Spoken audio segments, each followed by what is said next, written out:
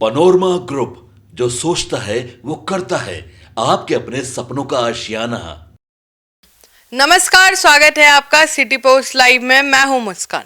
ठेकेदार ऋषुश्री के चंगुल में बिहार के आधा दर्जन आईएएस अधिकारी, राज खुला तो हिल जाएंगे नौकरशाही।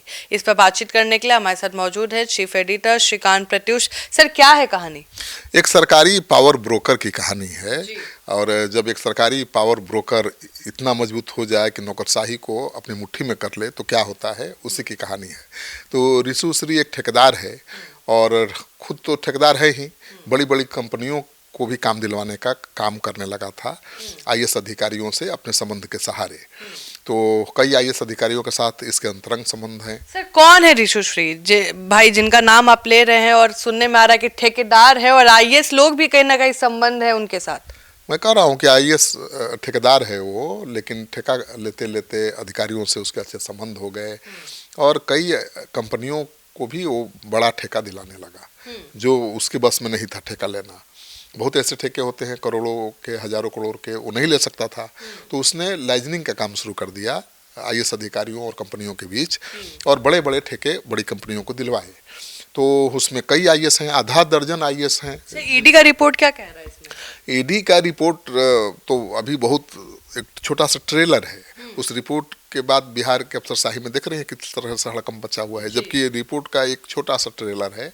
रिपोर्ट में हाई प्रोफाइल ठेकेदार ऋषुश्री पर 2 भारतीय प्रशासनिक सेवा के अधिकारियों, यानी 2 आईएएस अधिकारियों और उनके परिवारों को कथित तौर पर विदेश यात्रा कराने का आरोप है।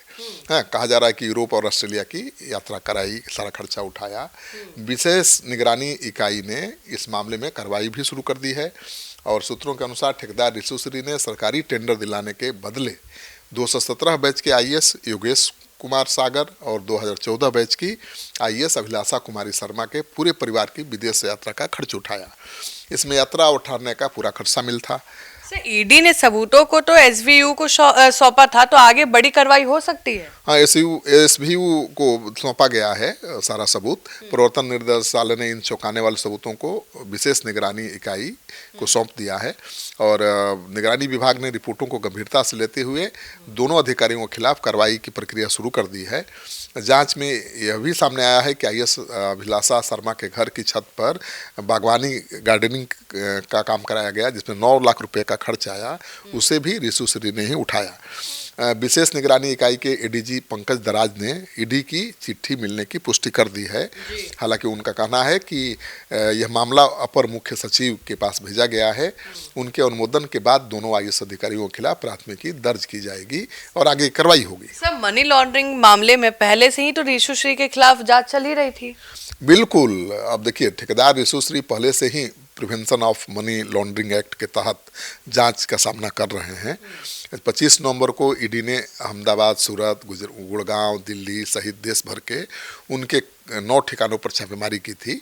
इस दौरान ईडी को 33 लाख रुपए नकद बरामद हुए थे, महत्वपूर्ण दस्तावेज और कई डिजिटल उपकरण मिले थे। जांच में ये भी संकेत मिला है कि ऋषुश्री ने ठेके हासिल करने के लिए कई विभागों के अधिकारियों को मोटी रकम दी, कमीशन दी।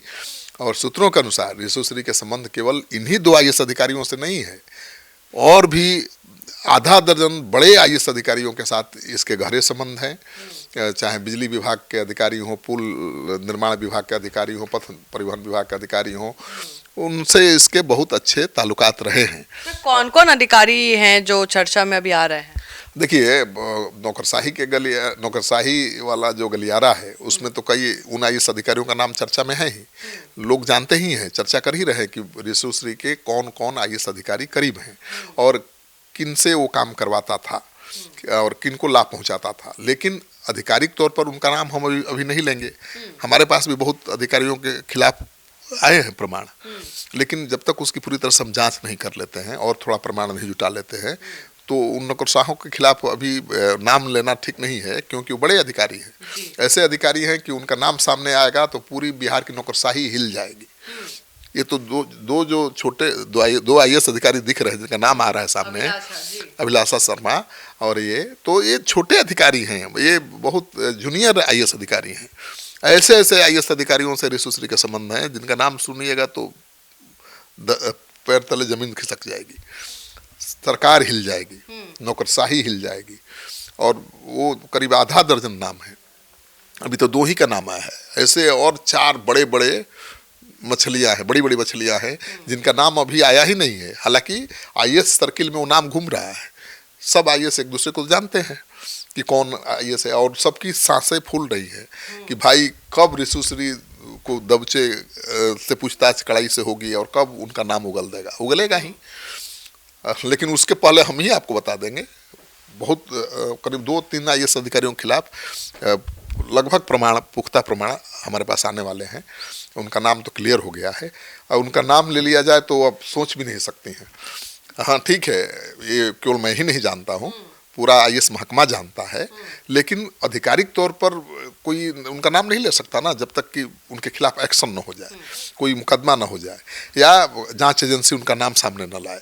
लेकिन मेरे पास पर्याप्त सबूत जैसे ही हो जाएंगे, जांच एजेंसियों के पहले ही हम नाम खुलासा कर देंगे कि वो बाकी 4 कौन हैं, घाघ बड़ी मछलियां जो अभी तक बैठी हुई है, टोह ले रही है कि क्या हो रहा है आगे, क्योंकि उनका नाम तो सामने आ ही नहीं रहा है। तो कई बड़े वरिष्ठ आईएएस अधिकारियों से, मतलब प्रधान सचिव स्तर के अधिकारियों से उसके अच्छे संबंध हैं, और सबसे संबंधों का वो फायदा उठाता रहा है, बड़ी बड़ी कंपनियों को ठेका दिलाता रहा है, और आईएएस अधिकारियों को भी बहुत फायदा पहुंचाता रहा है। अब कई ऐसे आईएएस अधिकारी भी हैं जिनके बेटे बेटियां, पूरा परिवार चार्टेड प्लेन से ऑस्ट्रेलिया और दूसरे देशों में, यूरोप जाकर मौज मस्ती करता था। तो वो सब खुलासा होगा। तो आप सुन रहे थे पूरे डिबेट को, और यूरोप का ट्रिप है, कौन कौन गया है, ये जल्द खुलासा होगा। और हम कोशिश करेंगे कि हम पहले खुलासा करें, लेकिन अभी थोड़ा सा पेशेंस की जरूरत है। एक बार ईडी भी अपने रिपोर्ट को लेकर सामने प्रेस के सामने आती है, हम उसका भी इंतजार करेंगे। तब तक के लिए धन्यवाद।